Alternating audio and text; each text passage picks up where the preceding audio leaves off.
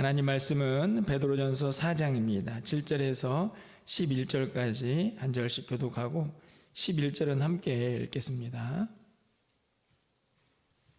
신약성경 381쪽에 있습니다. 베드로전서 4장 7절에서 11절까지 말씀을 한 절씩 교독하고 마지막 절은 함께 읽겠습니다. 만물의 마지막이 가까웠으니 그러므로 너희는 정신을 차리고 근신하여 기도하라.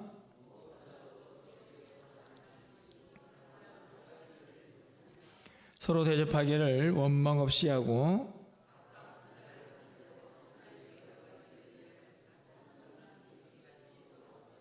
(11절입니다) 만일 누가 말하려면 하나님의 말씀을 하는 것 같이 하고 누가 봉사하려면 하나님이 공급하시는 힘으로 하는 것 같이 하라. 이는 범사에 예수 그리스도로 말미암아 하나님이 그 영광을 받으시게 하려 함이니 그에게 영광과 권능이 세세에 무궁하도록 있느니라. 아멘. 할렐루야. 수협에 나오신 우리 성도님들 환영합니다. 어떻게 설 연휴를 잘 보내셨습니까? 네. 사실은 이제 설 연휴가 되고 또 명절이 되면 이렇게 수요 예배, 주일 오후 예배 이렇게 끼어 있을 때 참 어떻게 하는 게 좋은가 이게 늘 이제 망설이게 되고 또 하나님의 뜻이 뭔가 또 이렇게 구하면서 기도를 하게 되는데 사실은 이제 이번 수요일도 오후 예배까지 그냥 저녁 예배까지 다 생략을 할까 하는 생각도 이렇게 잠깐 했었는데요.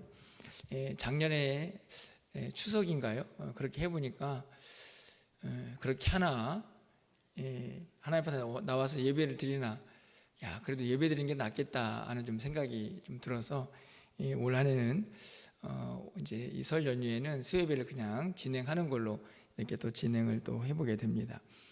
여러분들을 힘들게 하고 괴롭힐 생각은 눈꼽만큼도 없고 사실은 제가 하나님 앞에서 야 이렇게까지 쉬면 너무 죄송하지 않나 하는 생각이 들어가지고 사실은 이제 저는 이제 설교를 준비해야 되기 때문에 이렇게 오후 예배나 저녁 예배를 이렇게 하게 되면 사실은 이제 저는 하루가 다 사라지는 거라서 사실은 제가 더 부담스럽긴 한데 그냥 하나님께 예배 드리는 게 좋겠다는 생각이 들어서 또 이렇게 예배를 드리게 됩니다. 여러분들이 설 연휴 기간에 이렇게 좀 가족들을 좀 만나보셨습니까? 저도 이제 가족들을 좀 만나고 그런 시간들을 가졌는데요. 가족들을 만날 때면 이런 생각이 좀 듭니다. 참 상황과 형편이 참 다양하구나.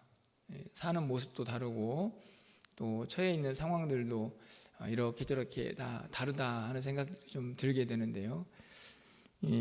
그러다 보니 이제 좀 아쉽고 안타까운 이제 가족도 있을 수 있고 또 그러다 보면 또 가족 간에 또 이런저런 기도 제목이 또 생기고 하는 그런 모습들을 이제 보게 됩니다.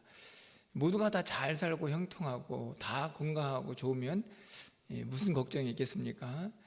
그런데 그렇지는 않은 것 같다 하는 생각이 듭니다. 좀 누가 좀 잘 되는가 싶으면 또 한쪽에서 또 어려움을 겪기도 하고 사실 그런데 교회 공동체도 마찬가지죠. 우리가 믿음의 이제 가족들이라고 우리 서로를 이야기하는데 또 하나님 우리 아버지로 모시면서 살고 있는데 우리 성도님들 형편을 봐도 참 다양합니다. 그렇지 않습니까? 지금 여기 앉아 계시는 분들만 보아도 상황과 형편 또 여러 가지 모습들이 전혀 닮았다, 다 동일하다라고 말할 수 없는 그런 다양성이 있다라고 생각이 들어지는데요.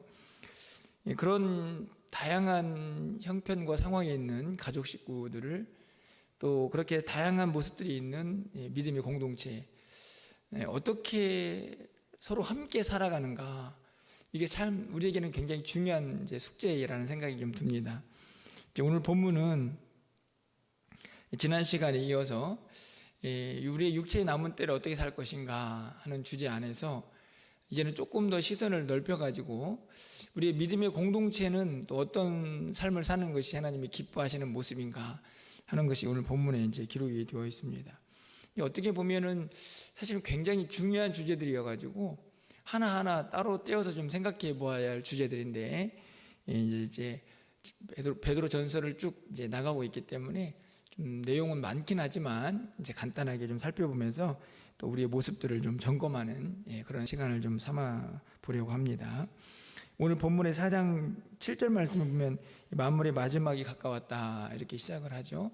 만물의 마지막이 가까웠다는 말은 이제 종말이 가까운 건데, 그 종말에는 두 가지가 항상 있습니다. 늘 말씀을 드리지만 우리가 육체적으로 종말을 맞이하는 순간이죠.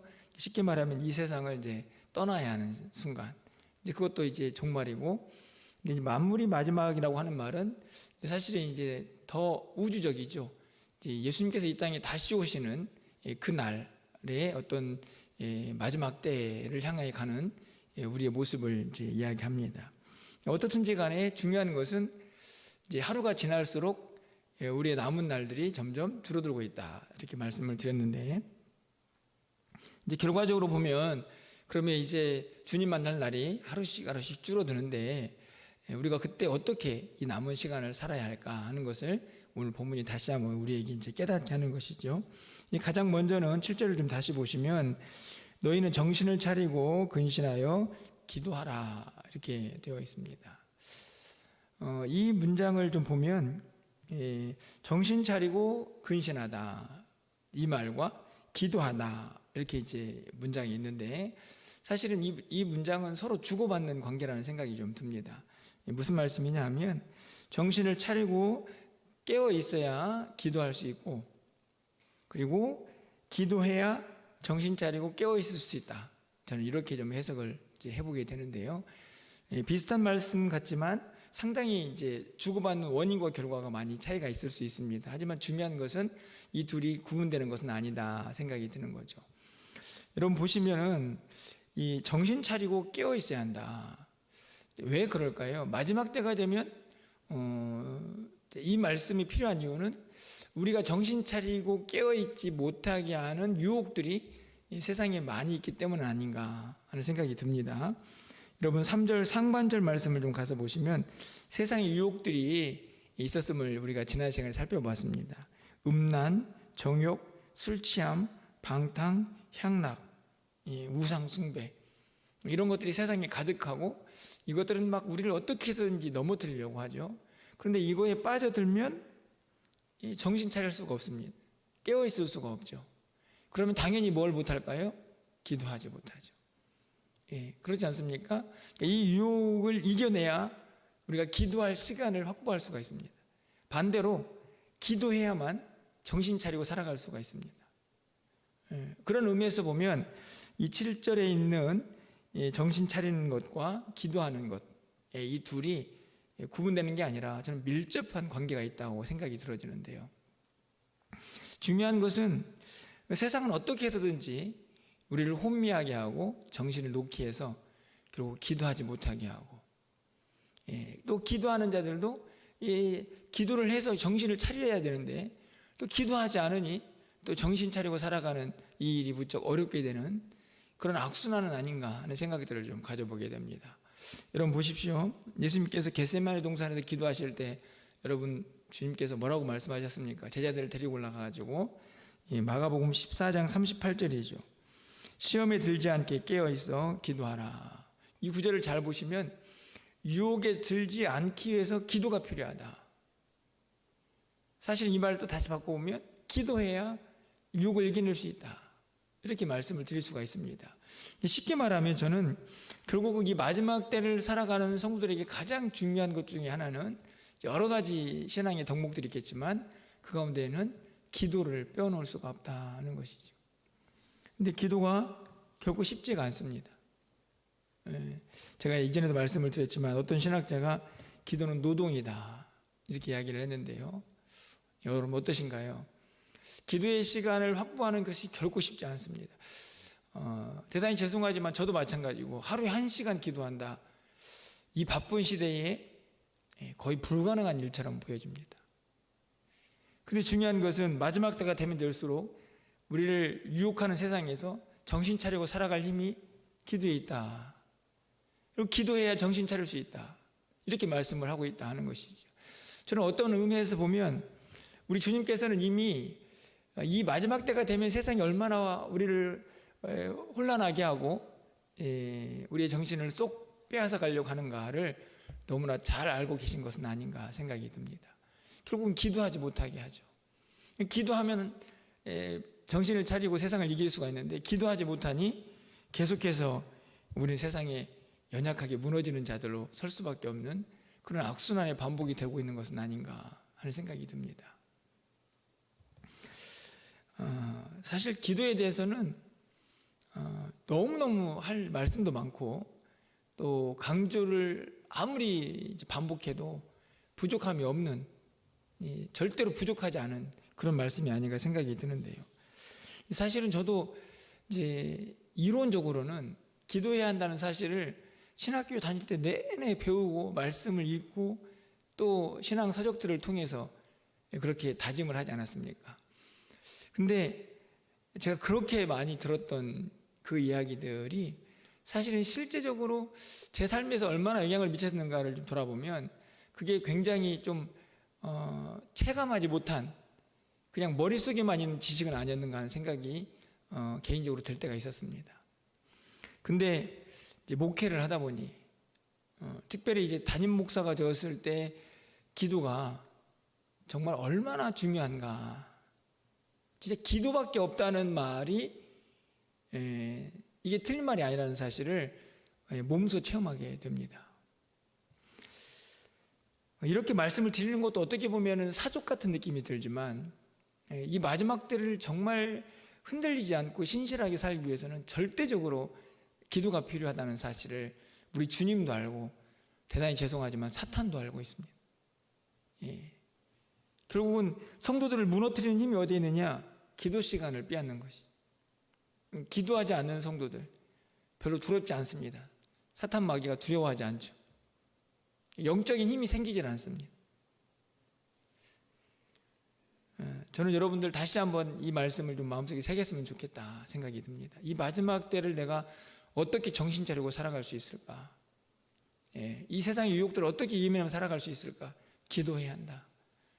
여러분 어디에 있든지 상관없습니다. 여러분 있는 그 자리에서 교회에 나와서 기도하면 더욱 좋겠지만 여러분 각자의 삶의 자리에서 반드시 기도하시면서 우리의 삶에 세상 유혹이 물들지 않고 하나님 말씀대로 살아갈 수 있는 힘을 길러내는 사람들이 되어야 한다는 사실을 여러분이 꼭 기억할 수 있기를 또 소망해 봅니다. 여러분 기도할 때 어떤 힘이 생겨납니까? 기도하는 그 순간에는 당연히 깨어 있겠죠. 그렇죠? 기도하는 것이 무엇입니까? 하나님 앞에 나와서 내가 영적으로 교제하는 시간입니다. 대화하죠. 우리 안에 있는 고민도 내어놓고 하나님의 뜻도 묻고 하나님의 음성도 듣고 그렇게 세임을 얻습니다. 그렇게 살아야 이 유혹 많은 세상을 이겨낼 수가 있는 것이죠. 간절히 바라기는 여러분 올 한 해 음력으로 또 새해가 시작되지 않았습니까? 내가 올 한 해는 무슨 일이 있어도 하루에 몇 분 정도, 적어도 10분 이상씩은 하셔야 합니다. 앉았다 일어나면 너무 시간이 짧으니까요. 10분 정도는 제가 앉아봐야 그래도 주님 앞에서 하나님의 음성도 좀 들으려고 하는 노력의 시간 될 수 있을 것 같아요. 물론 더 이상 그 이상 하면 너무 좋겠죠. 하지만 좀 작정을 하시고 올 한 해는 내가 무조건 하루에 10분 이상은 하나님 앞에 기도한다. 이런 좀 결심을 좀 했으면 좋겠습니다. 기도해야지 이렇게 해서는 안 됩니다, 여러분. 몇 분 해야지, 일주일에 몇 번 해야지 이렇게 작정을 하시고 내가 그렇게 하고 있는지를 점검하셔야만 여러분이 이 기도를 하겠다는 목표를 이루실 줄 믿습니다. 여러분들 결코 쉽지 않겠지만 기도해야만 깨어있을 수 있다. 깨어있는 자는 기도해야 한다. 이렇게 말씀을 꼭 붙잡으셔서 올 한 해는 무슨 일이 있어도 매일매일 기도 시간을 확보할 수 있는 우리 모두가 될 수 있기를 간절히 소망해 봅니다. 물론 수협에 나오신 분들은 새벽 예배를 또 하시는 분도 많이 계시기 때문에 잘하고 계실 거라 믿지만 한 번 더 부탁을 드립니다. 기도의 시간이 확보되어야만 우리가 이 마지막 때를 영적으로 승리하며 살아갈 수 있을 것을 기억하셔서 이 기도의 시간이 우리의 삶에 승리를 안겨주는 힘으로 늘 작용할 수 있기를 소망해 봅니다. 이렇게 개인적으로 깨어서 기도해야 한다. 물론 공동체가 다 깨어서 기도해야겠죠. 조금 더 구체적으로 이제 공동체를 향한 권면이 이제 8절부터 11절까지 이어져 있습니다. 사실 이 내용들도 결코 적지 않은 분량인데요. 가장 먼저는 8절 말씀입니다. 우리 8절 말씀은 함께 좀 읽어보도록 하겠습니다. 8절입니다. 무엇보다도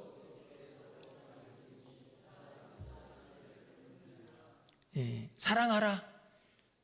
위에서는 이제 7절에서는 기도하라. 8절에서는 사랑하라 이렇게 되어 있죠. 사랑을 하면 어떻게 됩니까? 허다한 죄를 덮습니다. 그러니까 사랑의 힘은 죄를 덮는 능력이 있죠. 사실은 여러분들 이 세상에 누가 완벽합니까? 아무도 없습니다. 여기 설교하는 저도 마찬가지고 여러분 곁에 있는 모든 성도님들도 완벽하지 않습니다. 허물이 있죠. 근데 그 허물을 들춰내기 시작하면 끝도 없고 그 허물을 들춰내면 거기에는 분쟁이 있습니다. 성경은 뭐라고 말씀합니까? 사랑해라. 사랑하면 뭐가 덮어지냐면 죄가, 허물이 덮어집니다. 여기서 저는 이 여러 가지 단어들이 은혜가 되지만 덮다라는 단어가 참 은혜가 됩니다. 사랑으로 치우는 게 아니고 사랑으로 덮습니다. 근데 제가 왜 이 말씀을 드리냐면 우리 안에 있는 여러 가지 분쟁들의 원인은 자꾸만 치우려고 하기 때문 아닌가. 무슨 말씀이냐면 그러니까 내 생각대로 뭔가를 상대방의 어떤 허물을 바꿔놓고 싶은 거죠. 근데 여러분 해보셨지만 바꿔지던가요? 글쎄요. 이렇게 말씀드리면 굉장히 좀 무책임해 보이지만 제가 경험해 본 바에 의하면 사람이 바꿀 수 없습니다. 그렇기 때문에 오히려 그 사람의 죄를 치우고 바꿔라, 허물을 뭔가 온전하게 뒤집어 엎어라 이런 말씀이 아니고 덮어라, 덮어주는 게 의라고 말씀을 하고 있는 거예요. 사실은 굉장히 어려운 일이지만 그렇게 덮어줘야만 그 안에 평강이 찾아옵니다. 여러분 잠언 10장 12절 말씀을 좀 보시면 이렇게 나와 있는데요. 미움은 다툼을 일으켜도 사랑은 모든 허물을 가린다. 여러분 다툼의 반대는 평화죠. 그러니까 미움의 반대는 사랑이고 그러면은 미움은 다툼을 사랑은 평화를 이렇게 가해봤는데 잠언을 잘 보시면 사랑은 허물을 가리죠. 이 말을 그냥 한 번 더 생각해 보면 가려야 덮어야 평화가 옵니다. 여러분들 아마 그렇게 다 덮어줘서 그래도 이만큼 평화가 찾아온다고 생각이 듭니다.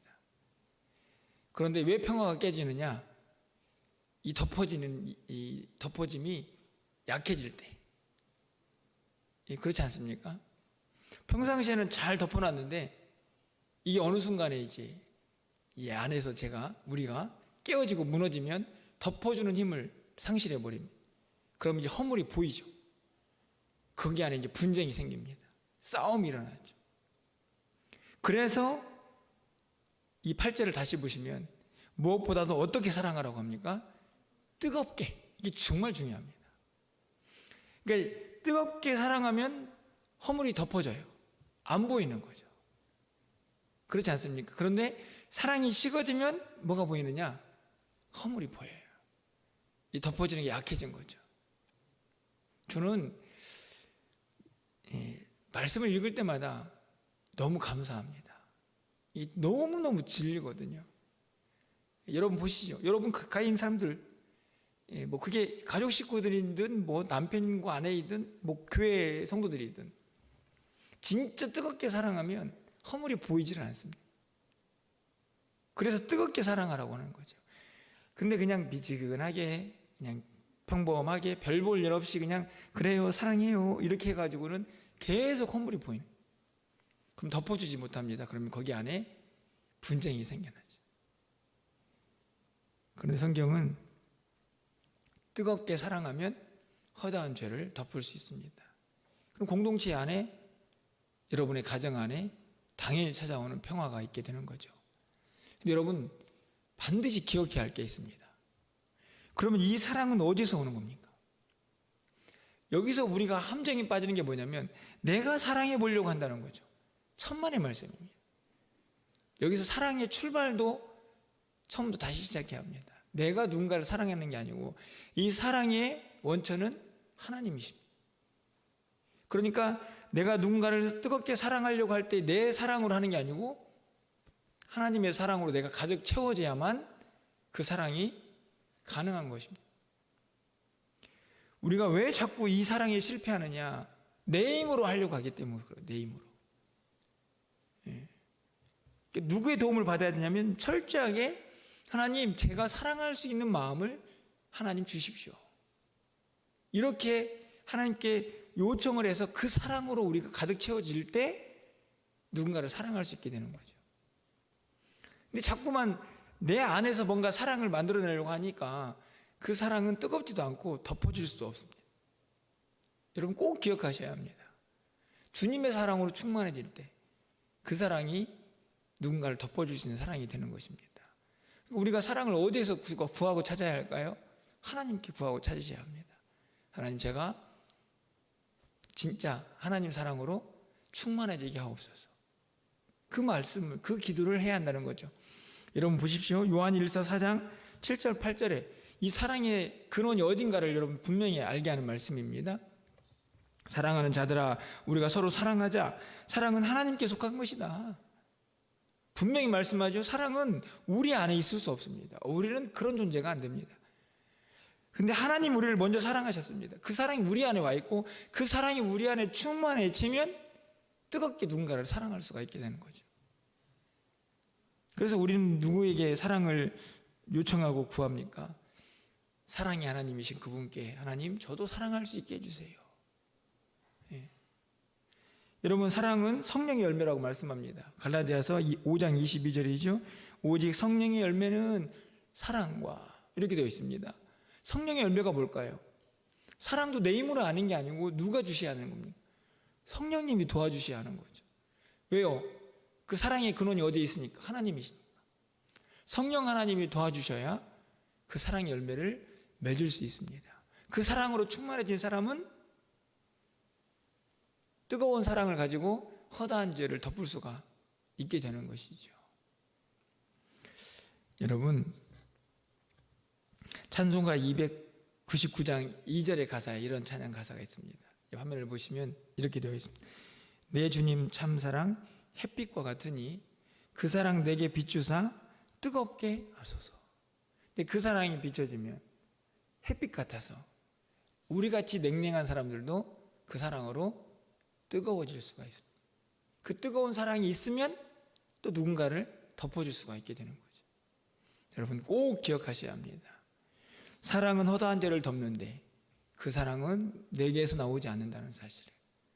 주님 사랑, 그 사랑으로 내가 충만해져야만 우리가 누군가를 사랑할 수 있는 사람이라는 것을 여러분이 꼭 기억하셔서 누군가를 사랑하기 전에 내가 먼저 주님 사랑으로 충만해져야 한다는 것을 항상 잊지 마셔야 합니다.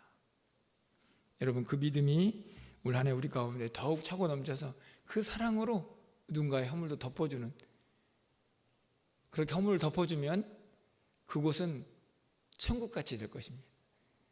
그런데 가장 중요한 것은 그 곳만이 아니고 그 사랑을 베푸는 우리의 마음도 이미 천국이 되어 있을 것입니다. 왜냐하면 하나님의 사랑으로 가득 채워져 있으니까. 그 사랑으로 충만해지는 우리 모두, 우리 가정 모두, 우리 공동체 모두가 될 수 있기를 간절히 소망합니다. 두 번째로 9절에서는 서로 대접하라고 얘기하죠. 여러분 9절 말씀입니다. 서로 대접하기를 원망 없이 하고. 예. 이 원망 없이라는 말은 불평하지 말라는 얘기입니다. 아니 근데 대접하면서 왜 불평할까? 여러분 이 대접이라는 단어는 그냥 누군가를 섬기는 겁니다. 쉽게 말하면 누군가를 대접하기 위해서는 내 무엇인가가 희생되어야 하기 때문에 불평이 생겨납니다. 예. 내 체력도 소모가 될 수 있고 내 물질도 희생이 될 수도 있습니다. 그런데 그렇게 하면서도 불평하면 안 되고 기쁨을 하라는 말씀이죠. 그런데 이게 왜 중요하냐면 여러분이 그 당시에 이 베드로 사도가 이 편지를 쓰고 있는 그 당시의 모습들을 제가 이전에 말씀을 드렸죠. 신앙생활 하는 것이 너무 힘들 때 예수 믿는다는 이유로 많은 사람들이 박해를 받았습니다. 그래서 그들이 막 흩어집니다. 근데 흩어지면서 그냥 흩어지는 게 아니고 복음을 전하면서 흩어졌습니다. 나그네들은 사실은 복음 전하면서 흩어진 나그네들, 핍박을 이겨내고 견뎌내기 위해서 흩어진 자들이죠. 그런 사람들은 정신없이 떠돌게 되니까 누군가의 도움이 반드시 필요했습니다. 누군가 도와줘야 했던 거죠. 누가 도와주라는 말입니까? 성도들이. 그렇게 열심히 예수를 믿으면서 복음을 전하고 나그네 같은 삶을 살고 핍박을 당하는 자들을 외면하지 말라. 그들을 대접하라는 말씀이거든요. 그런데 아까도 말씀을 드린 것처럼 그렇게 대접을 하면서 결국은 그들이 또 힘을 얻고 복음을 전하러 가니까 어떻게 보면 간접적인 복음 전파를 대접하는 사람이 하게 되는 거죠. 그렇기 때문에 초대교회의 많은 성도들은 이 대접을 항상 하도록 권면을 받고 그랬습니다. 여러분이 다른 서신서도 보면 대접하라는 이야기를 자주 하죠. 그런데 여러분 기억해야 할 게 있습니다. 대접하는 것이 굉장히 힘들어 보이고 내가 뭔가를 손해보는 것처럼 보이지만 전혀 그렇지 않다는 사실이죠. 여러분 대접할 수 있다는 것은 은혜라는 사실을 기억하셔야 합니다. 감사할 일이라는 말씀입니다. 왜 그럴까요? 적어도 내 상황에서 누군가를 대접할 수 있는 힘이 있다는 것은 감사할 일이기 때문에 그렇습니다. 뿐만 아니라 대접할 수 있다는 그 자체가 나중에는 주님의 명령을 그대로 순종하는 것이고, 히브리서 13장 2절을 보면 이런 말씀까지도 있습니다. 손님 대접하기를 잊지 말라. 이로써 부지 중에 천사들을 대접한. 대접하는 것이 단순히 그냥 힘없고 연약한 자들을 돕는 것이 아니고 오히려 천사를 대접하는 것 같은 은혜의 시간들인 것이 얼마나 복된 것입니까? 그런데 원망하다니요. 그렇게 할 수는 없는 거죠. 기쁨으로 해야 되는 일이죠. 여러분 잘 알다시피 주님께서 뭐라고 말씀하셨습니까? 지극히 작은 자에게 한 것이 나에게 한 것이다. 여러분 생각해 보십시오. 여러분 예수님께서 여러분 가운데 오셨는데 여러분이 예수님을 대접하지 않겠습니까? 예수님을 대접했을 때 예수님께서 여러분에게 은혜를 주시지 않을까요? 복을 주시지 않을까요? 그렇지 않죠. 사실은 대접 자체가 어마어마한 은혜입니다. 누군가를 섬기고 대접할 수 있다는 거예요.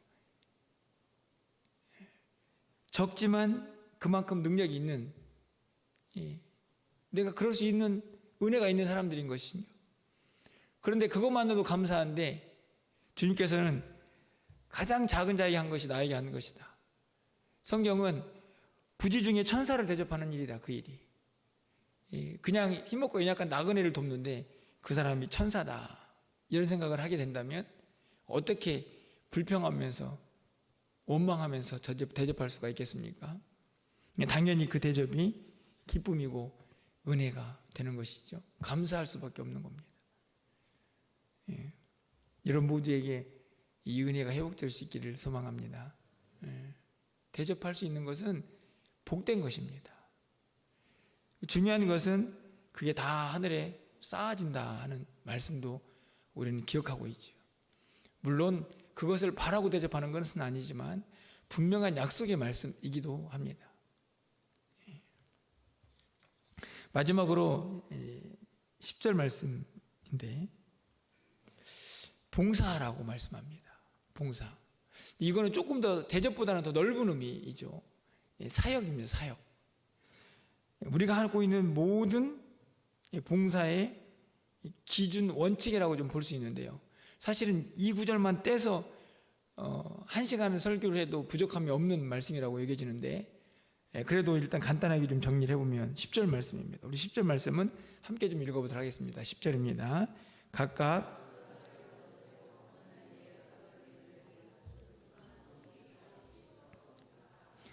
자, 10절에서는 서로 봉사를 해야 되는데 원칙이 두 가지가 있습니다. 첫 번째로는 은사를 받은 대로, 두 번째로는 선한 청지기 같이. 진짜 중요한 말씀인데 여러분 보십시오. 은사를 받은 대로라는 말은 우리 모두는 어떤 은사든지 다 가지고 있습니다. 왜냐? 1달란트냐 2달란트냐 5달란트냐의 차이일 뿐이지 우리 모두에게는 다 하나님 주신 은사가 있습니다. 무엇이든지 할 수 있습니다. 그런데 그것을 가지고 내가 누군가를 섬기고 봉사하는 그 자리에 그 은사를 쓸 수 있어야 한다는 말씀입니다. 대부분의 많은 사람들이 하나님께 예수를 믿고 신앙생활을 하지만 그 은사를 서로를 위해서 사용하지 않습니다. 자기만 위해서 사용하는 거죠. 그런데 성경은 뭐라고 얘기하냐면 받은 은사가 있다면 그것을 서로 봉사하는 데 사용하십시오. 근데 아까도 말씀드렸지만 은사를 받지 못한 사람이 아무도 없습니다. 모든 사람에게 하나님은 그 사람에게 맞는 은사를 이미 다 주셨습니다. 그 은사의 차이는 있을 수 있지만 유무 관계에서는 무는 없습니다. 다 은사를 받습니다. 왜냐하면 그 은사를 통해서 교회를 세워가야 하기 때문이거든요. 여러분 모두가 다 은사를 가지고 있습니다. 저는 우리 교회 멜로왕교회 모든 분들이 다 은사를 가지고 있다고 저는 확신합니다. 그걸 사용할 수 있어야 돼요. 그 사용을 하면 교회는 엄청나게 건강해지고 든든해질 수밖에 없습니다. 대단히 죄송하지만 그 은사를 사용하는 분들은 많지가 않습니다. 제가 이전에도 말씀을 드렸지만 20대 80 이론 혹시 들어보셨습니까? 100명이 있으면은 80명은 뒷짐을 지고 있고 20명이 그 집단을 이끌어 간다는 이야기인데 굉장히 불쾌한 이야기입니다, 사실은. 근데 어쩔 수 없다고 말하는 사람이 있는데 교회는 그렇게 되면 안 됩니다. 근데 교회도 비슷한 현상이 나타나긴 하죠. 근데 제 목회의 가장 궁극적인 소망과 기도는 모두가 다 각자가 가진 은사를 활용하는 것입니다. 무척 어렵고 힘든 일이지만 어디든지 간에 한 성도 한 성도가 자기에게 맡겨진 은사를 주님의 몸된 교회를 위해서 봉사하는 것입니다. 근데 그런 교회가 진짜 힘이 있는 것이죠. 첫 번째로는 그래서 은사 받은 대로 꼭 봉사하십시오. 첫 번째. 두 번째로는 청지기. 청지기는 어떤 사람인가요, 여러분? 청지기. 청지기는 내 거 가지고 하는 사람이 아니고 주님이 준 것을 맡은 사람이죠. 그러니까 내가 뭔가를 봉사하면서도 청지기 같다고 생각하는 것은 내 것으로 뭔가 하는 게 아니라 주님이 주신 것으로 내가 그것을 사용하고 있다고 생각하는 사람이 선한 청지기입니다. 여러분 보십시오. 여러 가지 은혜를 맡은 청지기. 은혜를 내가 스스로 받은 게 아니고 하나님 주셨기 때문에 받은 사람, 그걸 사용하라는 얘기죠. 이게 선한 청지기입니다. 내가 가지고 있는 건강, 물질, 기타 여러 가지 것들을 내가 가지고 있는 지혜 모든 것들이 내 것이 아니고 하나님 거다라고 믿는 사람이 청지기 생각을 가지고 있는 것인데 그 마음으로 서로 봉사합니다. 여기에는 당연히 욕심도 없고 내 것이 아니기 때문에 하나님께 다 내어드릴 수 있는 담대함도 생겨나는 것이죠.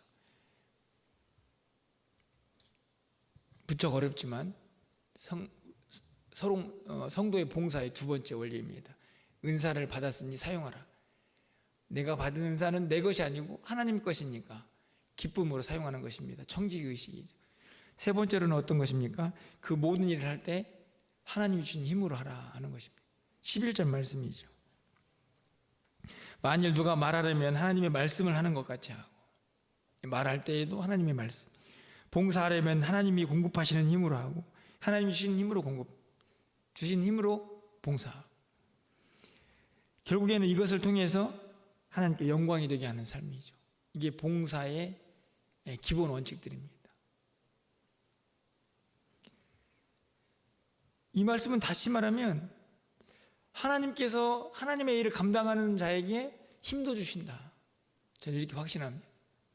하나님이 공급하시는 힘으로 하라는 말은 하나님께 힘을 구하면서 하라는 얘기인데, 구하는 자에게 주시니까 그 힘으로 주님의 일을 감당하게 되는 것이죠. 오늘 본문에서 기도하라는 개인적인 권면이 있었다면 나머지 세 가지는 공동체적인 권면이라고 생각이 듭니다. 서로 대접해야 하고, 서로 봉사해야 하고, 서로 사랑해야 하죠. 그런데 봉사를 할 때는 은사를 받은 대로 선한 청지기 같이 하나 주신 힘으로 이렇게 정리가 됩니다. 이제 말씀을 맺으려고 하는데요. 여러분, 제가 말씀을 맺으면서 마무리를 지으면서 이런 생각이 좀 들었습니다. 설 연휴의 마지막 날 저녁에 예배하러 나왔는데 이거 하십시오, 저거 하십시오, 이거 해야 합니다, 저거 해야 합니다. 우리 성도님들 진짜 큰일 났다. 제 마음속에 든 생각입니다. 목사님 이렇게 좀 수협에 남들 안 나오는 이 설 연휴에 마지막 수협에 좀 나왔으면 좀 복 받으십시오. 대단하십니다, 여러분. 정말 하나님이 보기 함께 하실 겁니다. 이런 말씀을 좀 해주셔야지, 세상에 그냥 집에 앉아있으면 안 들어도 될 이야기를 또 듣네 하는 생각을 할까봐 좀 걱정이 되었습니다. 근데 여러분, 이게 얼마나 복된 것입니까? 여러분, 우리에게 주어지는 자유는요, 성도에게 주어지는 자유는 몰라서 주어지는 자유가 아니죠. 그렇죠? 자유를 얻으려면 알아야 합니다. 이 말씀은 무슨 말씀이냐? 오늘 본문에 보면 제가 말씀드린 것처럼 도대체가 근신해서 깨어서 기도하죠. 서로 사랑해야죠. 섬겨야죠.